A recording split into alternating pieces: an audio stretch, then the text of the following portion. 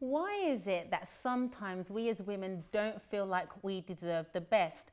We're constantly comparing ourselves to others. When it's the lady to our right, she's usually more smarter than us. The lady to our left is usually much more prettier than us. Why is it that we're constantly trying to be in competition with each other, and as a result, we then lose our value? Well, that's what we're going to be talking about on today's DKW show. And in addition, we're going to be talking about the unfortunate and fortunate tragedy that took place in Cleveland, Ohio, when 3 ladies were abducted. How do you get over such trauma? And can you still value yourself after going through such an experience? Well, that's what we're going to be discussing on today's DKW show. So stay tuned, ladies.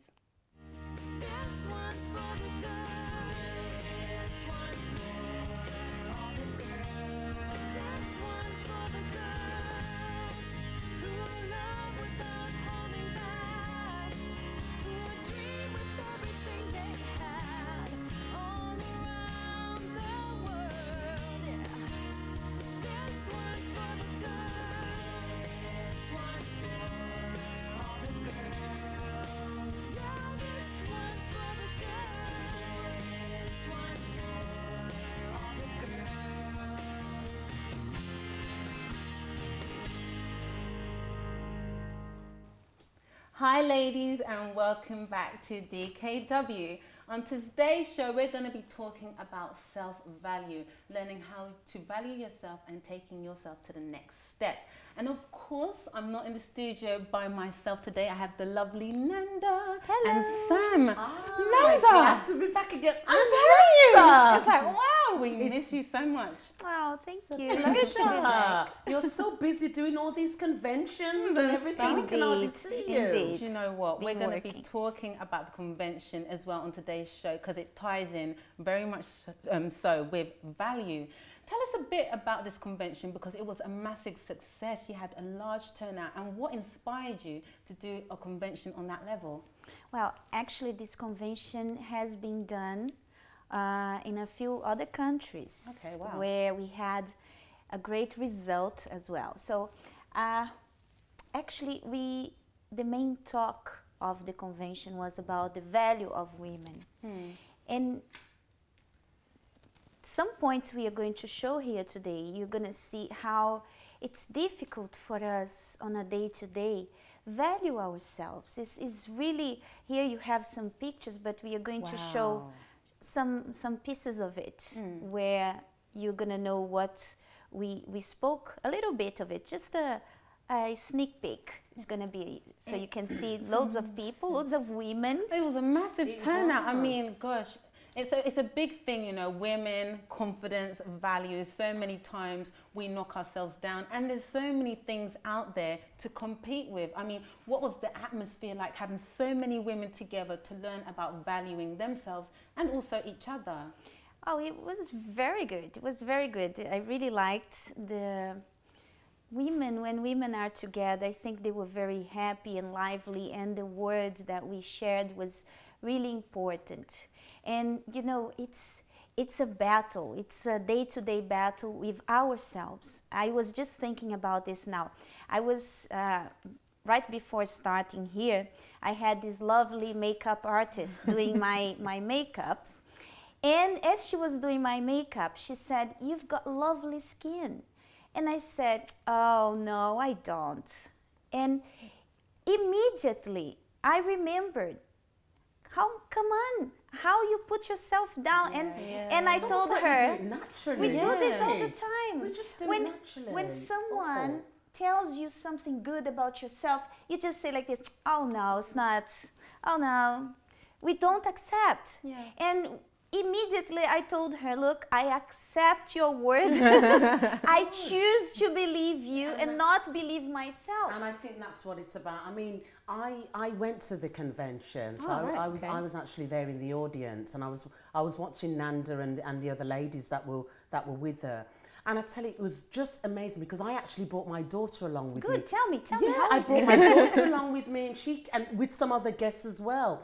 And they, you know, obviously they had their own flaws. They were not valuing themselves, and they identified it from the messages that they were hearing from you. You know, there was one young lady who was with me who she suffers from shyness. She's extremely shy, and this prevents her from succeeding in her life. Wow. It's so funny because you said she suffers from shyness. And people don't see that as people a problem. don't see that. Yeah. People see nowadays shyness is... It's part of me, it's me. It's who I am. But actually you can change that, because from the moment that your shyness is really damaging you, it's making you into this person that you don't want to be. Yeah. Because for a shy person to have friends is very difficult. Most definitely. For her to find a job is difficult. So there Even are in a love life. Yeah. even love life, yes. It's so difficult. So from the moment that she decides, no, I don't want this anymore, I can be better than that, she can. And it's, as I said, it's a choice that we make every day. It's like nobody's free. I'm not free from that, as you saw just now, what happened. But it's a choice that I make. I choose not to degrade myself. That's it. And I think that's a very, very valid point. And I'm actually getting excited as you're talking about it. And we're going to delve into it a bit more later. And also, we're going to have another guest from the convention. Anna, one of the guest speakers at the convention, will be here to tell us a little bit more about her story. So ladies, before we delve into self-value, I don't know if you haven't heard, but there was a sad case that was actually brought to light this week, where 3 girls were abducted over a 10-year period. In fact, they were abducted for more than 10 years in Cleveland, Ohio. And it's caused such a stir. I'm going to refer back to my notes here just to make sure I don't say anything incorrect. But you have Gina de Jesus, Amanda Berry, and we also have a Michelle Knight that were actually abducted over a 10-year period. I think one was abducted in 2002, 2003, and one was abducted in 2004. And they've only just been found this week. I mean, how do you fathom that? How do you get over it? It's a tragic story, Jack. I can't imagine any woman going through this. You can imagine how traumatized these young ladies are, even at this moment. I remember seeing another video of, this is another case of another woman who went for a similar case, and she never got over it. It was something that she never ever got over, you know. And it's just really, really shocking to know that people can actually rob, and I have to say, rob somebody's life, time from someone's life, by controlling their life in this way. How do you find even forgiveness, Jen? This is the thing. I mean, there was some more reports that came through that he actually had chained them. There's evidence that they might have been chained, kept inside the house. One of them actually fell pregnant for him and has a 6-year-old. You know, there were times when they had been pregnant and he made them abort the babies and so on. I mean, the girls apparently are holding up very well from some reports. But, you know, one thing that the mother had said, which was key, Gina de Jesus' mother, she says for her, she actually has found forgiveness for the guy, which not I in the find, beginning. Well, though, not in the Jen. beginning. This is the thing. It's quite controversial because in the beginning she had said some words in Spanish, kill him. She said the matlo or something like that in Spanish, saying that she wanted to have him dead. But now she says she doesn't want to be consumed by hatred. So she's just felt the need to forgive him and let go of it. And she actually says in one article that she would actually give him a hug if she saw him. Ladies, what do you think about that? A hug, Jen. Yeah, I don't Honestly, know. don't know about a hug. That's what she's saying. That's what she's saying. She says that she's forgiven him and she would hug him. I mean, do you think that someone who's gone through an ordeal like that can come to a point of forgiveness? I don't know, Jen, because it's yes, people can forgive. I mean, I myself have had to find forgiveness in scenarios and things that I've experienced in my life, and it's hard. It's not an easy thing, and I'm not going to lie to you. It was very, very hard to forgive, and I don't believe that my case was even as to the extreme of these young ladies and these family members. You know what? I'm so sorry to interrupt. I'm going to carry on, but I just want to actually throw it out there. You who are at home, do you think you could forgive after such a tragic ordeal? Give us a call on 0207 686 6300 and let us know, what do you think about the Ohio abductions? Yep, so like, how do you get over that? I mean, let's look at the living conditions. It was alleged that they were kept in an attic or in a basement for over the 10-year period. So they probably haven't seen, like, that's the house there. Yeah. They probably haven't seen sunlight for ages. They're kept they haven't like gone out. animals, Jen. You know, you see people that lock away animals in cages. These young ladies were kept almost like animals because they had no freedom. They were locked away. You know, how it's so hard to... I don't know about you, Nanda, but I know forgiveness is not an easy thing, and I don't know how these young ladies... I think with the mother's case, I think in somewhat she's been seeking help, Jen. I don't believe this is just something where forgiveness has just popped out. One day, I forgive him. Do you know what I mean? And I think with this woman, she's so grateful. And she's so grateful for having her child alive. You know, she's probably thanking God and saying, oh my God, thank you so much for my child being alive. Because I know she did a lot of things, she did you vigils said. and stuff like that. And it looks like from some of the reports, because it's all speculation and reports, that she seems like quite a religious person. So she does believe in God and so on. Nanda, what do you think about it? Do you think, not even just looking at the girls, looking at the whole family, how do you think a family like that can go over such trauma? And if you, I know it's a horrible thing to think of, but if you was in their shoes, do you think you can easily get back into society like that and just integrate just like that? I don't think so. And I think that the last thing on their minds right now, mostly, not the mom. The mom already said that she was thinking about forgiveness, but the girls, I think the last thing in their minds now might be forgiveness, might be the last thing on their minds, because I believe what they want is to get on with life, to take the best out of it and see how they can move on. And this is the point. I think what they have to do now is concentrate on how to move on. And this is how many of us can identify with them, because when we go through traumatic situations, and it doesn't need to be like a horrible case that they are going through, but we do through traumatic things in our lives as well. And you know, I try so many times to understand, because the work that I deal a lot with women who have been abused.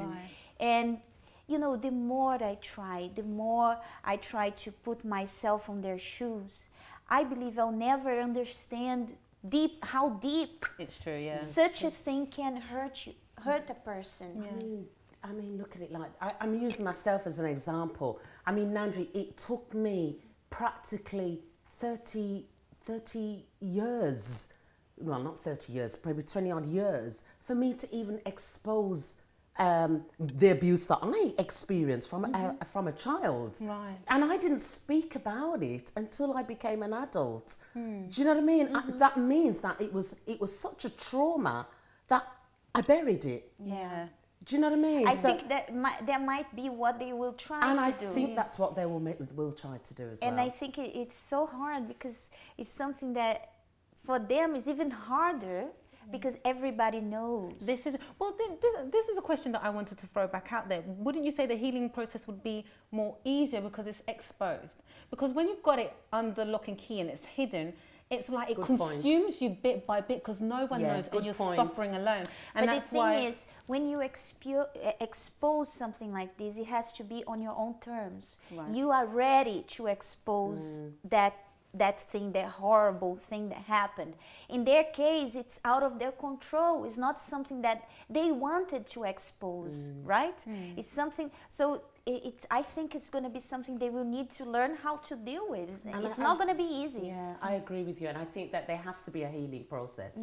If I look at myself, like exactly what you said, I wasn't able to expose until there was a healing process within. The moment that you were ready the moment I was ready, it came out so easy. And I was fine. Let us know what you think. Once again, you can give us a call on 0207 686 6300. Do you think there's forgiveness after such a pain like that? Give us your thoughts on what happened. We'll be back shortly after this break.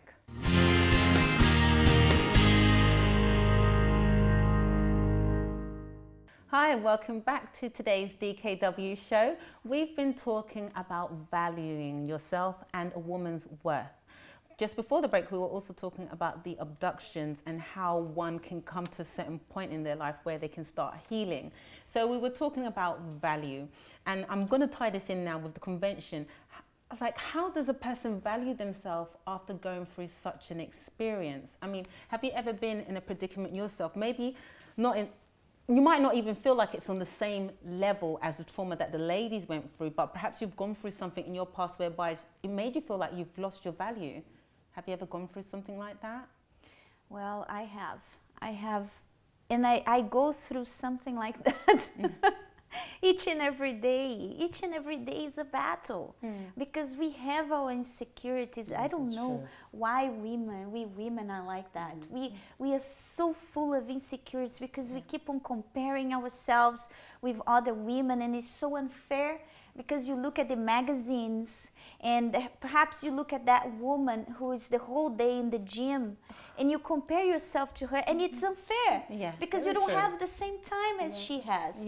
You don't have the same energy and the finances. Personal trainers. So it's so unfair when we do this, but we do this all the time. It doesn't matter who we are. It doesn't matter how much we talk about it.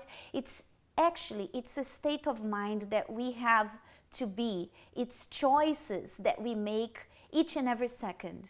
When you make a comparison, when you start doing that, it's that moment that you have to be watching and say, no, I'll stop here. I'm not going to do that. Because we keep on devaluing ourselves. So then in that case, what would you say, what is a woman's value?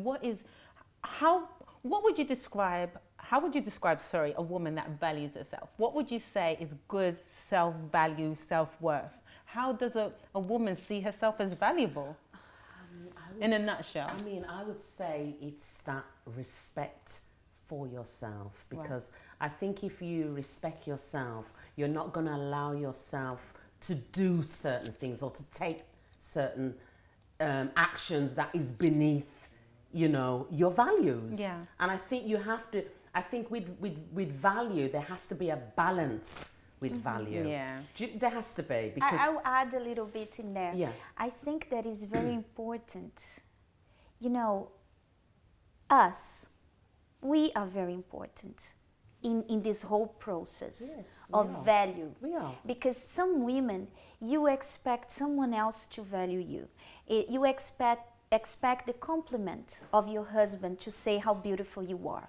You expect your friends to tell you, oh, you look nice, nice clothing, oh, your body's nice. You are always expecting people to tell you nice stuff. And that's when you go down, because people are too much involved in their own lives and not always noticing things around. That's it, it's true. Very true. What happens? You gotta love yourself.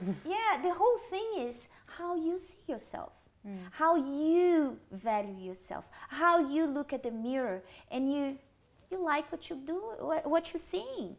You just like it. You just have to like it. Either you see it ugly, you have to find something good in it. You have to find a way to start loving what you see. Right? And if you don't love something, change. For example, if you think, oh, I'm too fat, stop looking in the mirror and saying, I'm too fat. It's time for you to do something about it. Stop eating as much, right? Start a diet. I don't know, but do something where when you look, invest in yourself. Invest in yourself. And love yourself. Stop waiting for people to be, telling you, making compliments. Compliment yourself. Exactly. This is the thing, compliment yourself. That is it, because, the thing is, if you don't look in that mirror and love yourself, who are you waiting for to love you? It has to start with you. I look at myself and I love Sam Dixon. I'm going to tell you something. I have a lovely husband, and he is so great at everything, but he is not very, perceptive of things. Right, yeah. So he doesn't compliment a lot. He doesn't. Which I started loving, because I have my own reasons for that. I'll tell you another time. But I could not depend on him telling me things about myself. I had to start looking in the mirror and liking it, or seeing some attitudes, because it's not only about your appearance, it's about who you are as well. Your attitudes, your behavior, your principles, your values. So this as well makes you into a beautiful person, because you know what makes you really beautiful? Let me tell you, what makes you really beautiful is not what you look in the mirror. Because have you seen, you know, that guy who is not that beautiful, actually he's pretty mediocre looking. Yeah, yeah. And after talking to him and starting a friendship, you start seeing, oh, he's quite handsome. Have this ever happened to you? The person grows on and you. Even people that I see them at first eyes, and I may think, oh, this person is quite unattractive. But after knowing them for quite a while, they become so beautiful. Yeah, but why? It's because what they are inside. It's their values, who they are, what they believe, you know, the things they do. This is what makes people beautiful. And on the other hand, you have seen beautiful women who takes care of the appearance, you know, Botox and everything, and but when they open their mouth, there is nothing. They are so empty, and you don't see beauty in that. Yeah, it's so true, and it's unfortunate. And then the thing is, it's so unfortunate because these wonderful people that may not see themselves as the most attractive, the most beautiful person ever, are usually the ones that tear themselves down. And it's so sad. So you have this beautiful person that's really trapped inside, but unfortunately, because they don't see themselves in that way, that's where the problem starts to kick in. Yeah, it's like a woman then accepting to share her boyfriend with another woman. You know, things like this. She may be a most beautiful woman, and she may see herself as being beautiful, but well, we've got a caller on the line, and let's hear what they have to say. Hello, caller. Hi. Hi. What do you have to say about the topic about valuing yourself, and do you have anything to say perhaps on the abductions as well? Basically, I just think it's because women tend to be more emotional, and it's like maybe they don't have that person to tell them, oh, look, you're really beautiful. Like, you should respect yourself. You should value yourself from a young age. And because they don't have this, then when they grow older, obviously these insecurities come in. Yeah. Yeah. Do you also think that sorry, caller, that was really rude of me, by the way. What is your name? My name is Kai. Carol. So, Carol, can I ask you a question? Do you think that there have been times in your life, if you don't mind me asking, I hope, where you've devalued yourself? Definitely. Yeah? Why would you say that? To be honest, I don't really know. But it's just, I used to have these like insecurities and this low self-esteem. Yeah. And I think it came from my past as well. Because I never really had that. So you never really had someone there to tell me, you need to value yourself, you're special, like you're really beautiful kind of thing. Right. So yeah, I think that's what. Okay, thank you very much, Carol, for being so brave to call and letting us know your opinion. Keep watching. All right, so I have a message for Carol. Yeah. I have to say, Carol, from now on, think like this. Don't depend on anyone to tell you how beautiful you are, how special you are, because you are. And you don't need people to tell you that. Just look in the mirror and see your value. Value yourself, you. Everything will start with you. When you start valuing yourself, you're going to see that people around you will give the value that you deserve. But from the moment that you don't see it, you devalue yourself, you put yourself down, then people do the same. Yeah. People step on you. But from the moment that you know your value, you say, I know who you are, I know how good I am, how not only about beauty, outside beauty, but the beauty from the inside. This is the most important one. This is the beauty that has to exist, the one from inside. You know, you have to invest on your inside, right? Exactly. Who you are from inside and this beauty is gonna come out. You know what, Nanda, what you said is so key, but unfortunately many women, they just don't see themselves like that. And I'm gonna give you an example of this. We've got this video coming up now. Pay close attention. Once I get a sketch, I say thank you very much, and then they leave. I don't see them. All I had been told before the sketch was to get friendly with this other woman, Chloe. Today I'm going to ask you some questions about a person you met earlier, and I'm going to ask you some general questions about their face. She was thin, so you could see her cheekbones. And her chin, it was a nice, thin chin. She had nice eyes. They lit up when she spoke. Cute nose. She had blue eyes, very nice blue eyes. So here we are. This is the sketch that you helped me create, and that's a sketch that somebody described of you. So yeah, that's...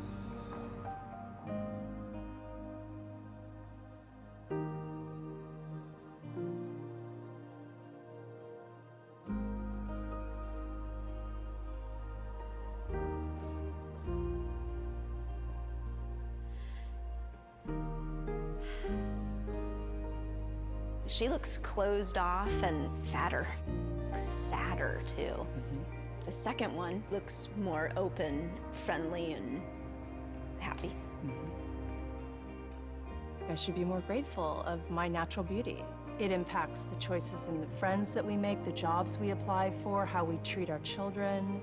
It impacts everything. It couldn't be more critical to your happiness. Do you think you're more beautiful than you say? Yeah. Yeah. We spend a lot of time as women analyzing and trying to fix the things that aren't quite right. And we should spend more time appreciating the things that we do like.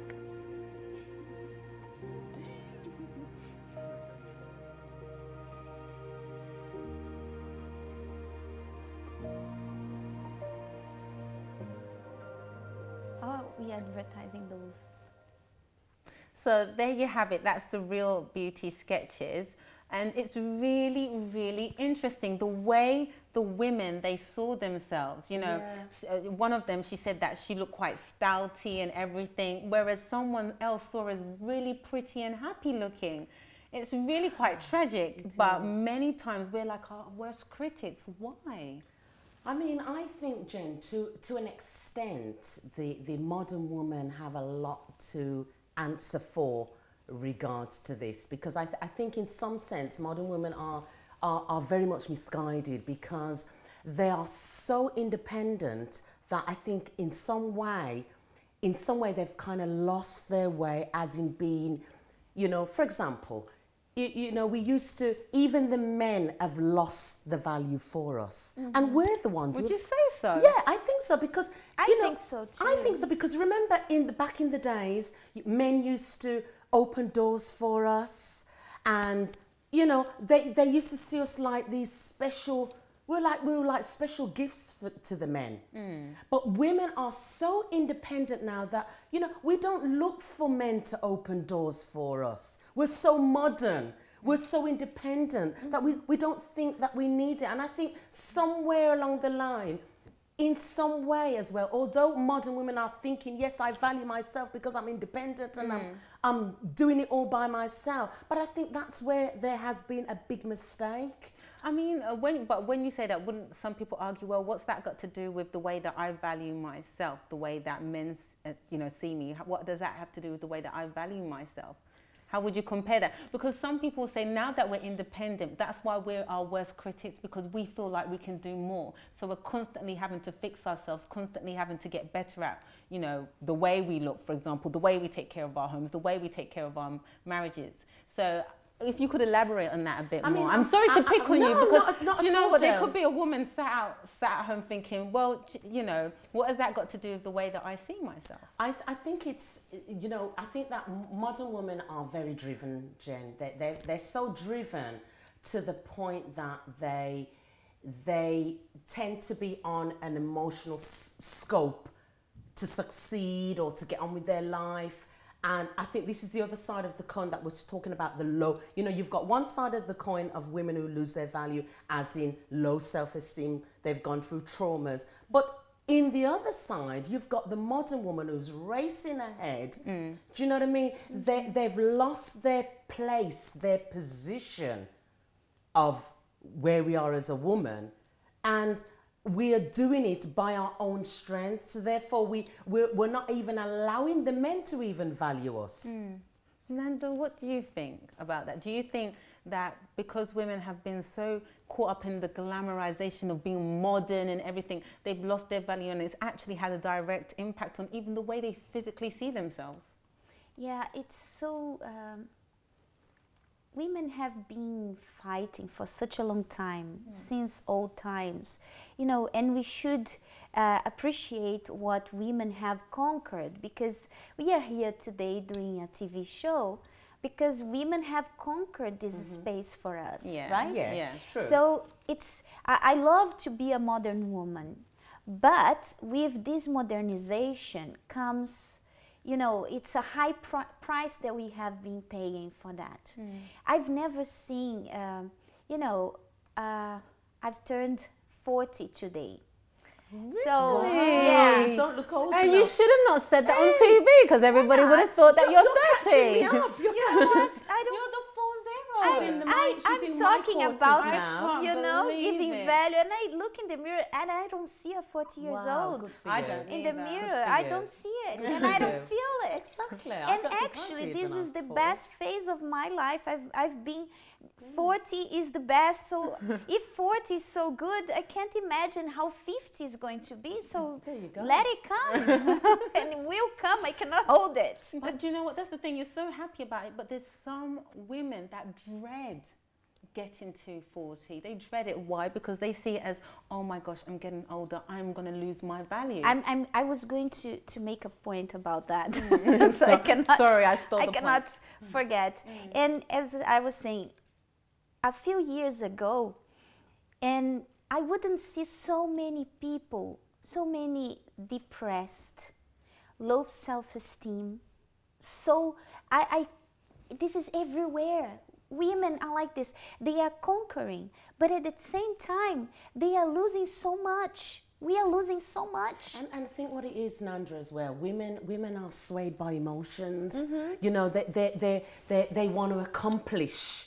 Do you know what I mean? So like what you were saying before about having that inner assurance, they don't have that. They don't have the inner assurance. They're more in competition with each other, and even competition with the men, Jen. Yeah, they're in competition with the men also. I think that's very much competition with men. And that's another dangerous point, because that's when also the emotions start to kick in, and then they start to follow their That's heart, right. and then they go into They follow really their heart. dangerous, Exactly, Jen. dangerous positions.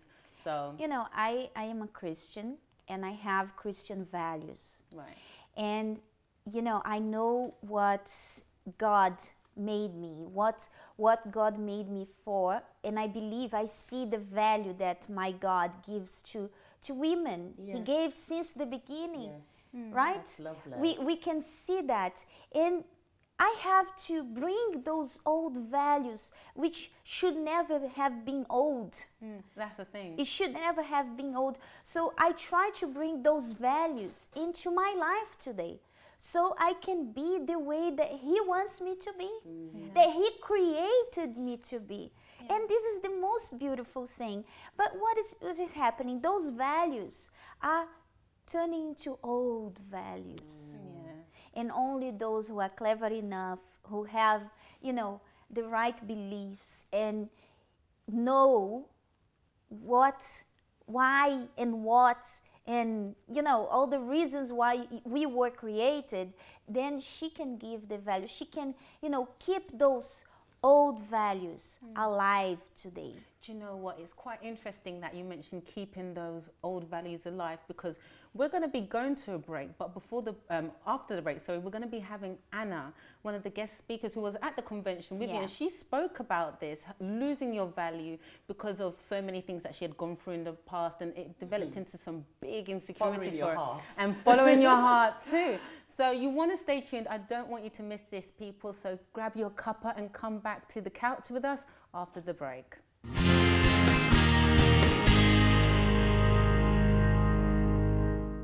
Hi, we're talking about self-value on today's DKW show, and I would like to introduce a lovely guest here with us. Anna, how are you? Hello ladies, it's a pleasure to be here. It's a pleasure to have you on.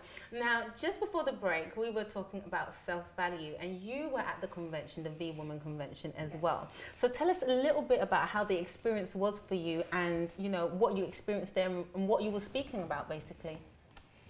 You know, Jen, it was something different for me because it was not only about talking, because I work with youth and I'm always talking to them about subjects that they have, you know, questions, doubts, but this event particularly, I went there to talk about myself. You know, I went there to talk about something that I lived, I had to overcome, I had to deal with that so I could share my life story with them. So that's why it was so important to me, and I would like to share a bit of my story here. I do, because we've been talking about value, and you know, before the break we was talking about how we've become so competitive as women, and as a result we've conquered so much, but that doesn't necessarily mean that we've got our value. So as a young lady, you seem very confident, so you work with young people and youth. They're probably conquering so much, but how is it that they've lost their value, and how did you lose your value? Well, it started with me. So what happened? I'm 25 years old today. And then when I was born, my mother, she has depression postnatal. Postnatal depression, right. Postnatal depression. And she was ill physically, mentally, and she couldn't take care of a baby. Why? Because she was very young. Her mother didn't prepare her to be a mother, to have a family. And when she saw a baby crying on her arm, she freaked out. Yeah, that's exactly what happened. So my grandmother, she took care of me, not my mother. So we grew up with kind of a wall between us. So wait, let's get this straight. So your mum's got postnatal depression. Yes. She couldn't take care of you, so you went to live with your grandmother. Exactly. So your grandmother was taking care of you. Where was mum in the picture then? Was mum still around, or? She was there, she was living with my father, and it was something new for them. They were both young, they didn't know how to deal with, and my grandmother, she wouldn't help that much. She was like, oh, because you're not taking care of your daughter, it's your fault, so let me do the job. She wasn't kind of loving and teaching. So today I understand this. Today I look at my mom and I understand her pain. I understand that it wasn't easy for her. But at the time, people would just tell me, oh, you didn't grow up around your mother because she didn't want to. Wow. She didn't want to be responsible for your child. She wants to live her life. She wants to have her time for her own. So... Okay, well, that's a lot to deal with, because, you know, you find out your mum's got postnatal depression, you grew up with your gran. Obviously, I'm assuming going to school, people are going to be wondering, well, where's your mum, even though your mum's around? How did you deal with that? Especially on Mother's Day. Oh, is your mom coming? No, she cannot come. Why? I don't know. She's just not here. So how did it affect you? How did you deal with it? It did a lot, because she was the first one that I was supposed to receive love. Your mother, right? Yeah. But the first one, I already felt the rejection. So I grew up with this inside of me, with, you know, this fear of being to a relationship. So wherever I would go, I was like, will they accept me? Would they want me? So you know, when you try to please people all the time, you try to do, at school, for you to be our friends, you need to walk the way that we do. You need to dress yourself like we do. Okay, so let me do like this. I would never, Jennifer, you know, be able to say, oh, but this is what I like. This is my way. Okay, you want to be my friend, so, you know, I respect you and you respect me as well. No. I will always put myself down. And you're not the only one. This happens everywhere. Yeah. And you talking about this reminds me and makes me think about how important our roots are.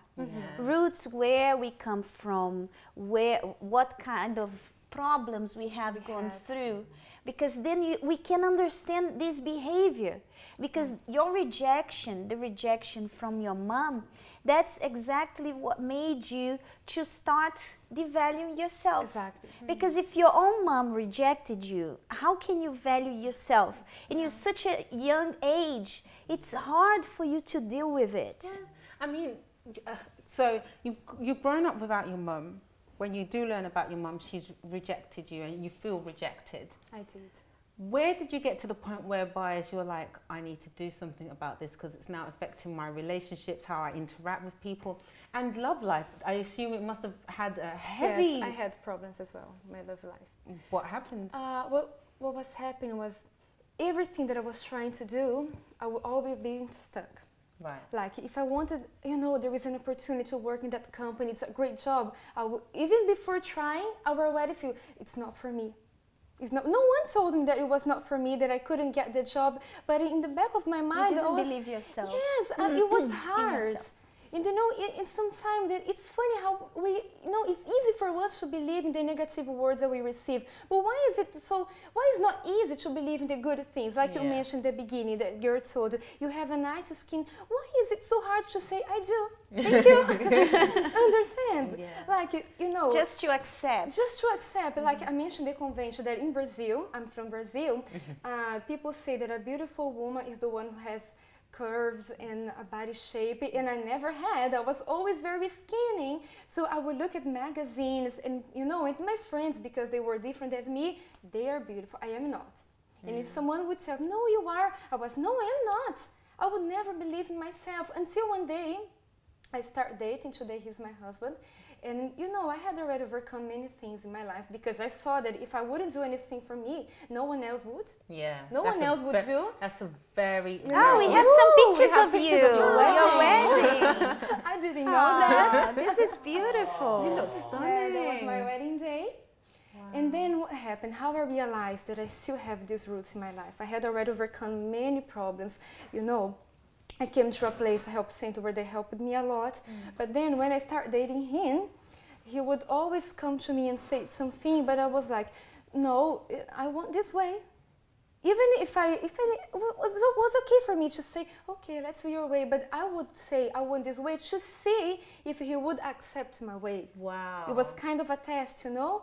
And then one day he told me, why are you acting like this? What have I done to you for you to be rude, for you to say that everything needs to be your way? Are we not sharing our lives together? Are we not getting mad? What's wrong with you? I'm not your mother. I never reject. And I was like, I have a problem. I have a problem. But then you seeing that problem enabled you to deal with it. It did.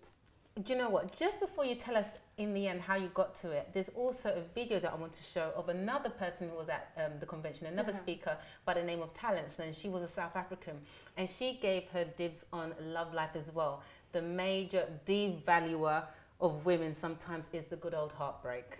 How many women have gone through a bad heartbreak and then it just totally wrecks their self-esteem?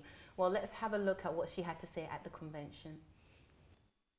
But in my country, you know, we grew up thinking that, you know, men are the ones that are, who are a gift to women.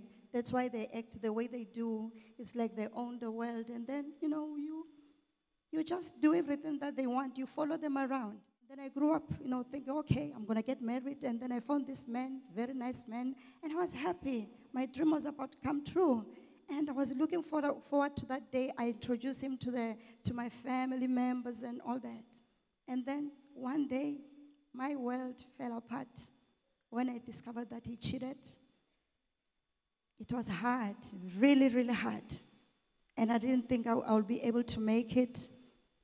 My world just fell apart. You know, the world that I've been building, my future, then fell apart on that day. I said, no, I'm going to stop. It was hard. I cannot say I stopped loving the man, but I had to come to conclusion. I have to make, you know, to make decisions. Then we separated with the guy, and I was miserable. The love was still there. There were times I would take the phone, I want to call, but I would think, no, but he's still the same anyway, so what's the point? I remember the first pastor to counsel me. I never liked to go to counseling. The pastor counseled me. He said, you know what? You have to forgive. I said, no, that's so unfair. I'm not the one who did anything here. He did something. He hurt me. I'm hurt. And I think I'm justified to hold on to this grudge. But I didn't realize that, you know what, I had no value at that time because I was so bitter, so thin, really, really thin, depressed, sick. You know, the grudges, they have a way of eating you inside, eating you alive. They eat you alive. You're not even aware of that. I'm the one who needed to change. The grudges, everything. I didn't have to hold on to that. In 1 year, I got married to a man of God, the man that I always wanted. Prince Charming, Frank Yeah, Hafeb. yeah. And my list,